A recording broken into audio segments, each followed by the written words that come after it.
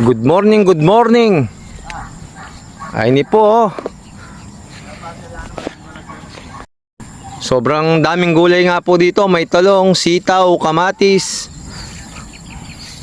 Ito nga po yung may-ari ng mga kamatis dito sa taniman na to. Sa susunod po, i-interviewin natin siya kung magkano yung nagastos. Boss, magandang umaga po. Boss! Boss, kinakausap kita, wag kang bastos. Hindi pa ako ready. Sa susunod na vlog po, ipapakita ko sa inyo kung paano ang pagtatanim ng kamatis. Opo, pagpa-farm ng kamatis tulad po ng farm na to. Sobrang dami pong tanim na kamatis. Ayan po, sobrang lawak nga. Humigit kumulang 80,000 na daw po ang gastos ng mga kamatis na to.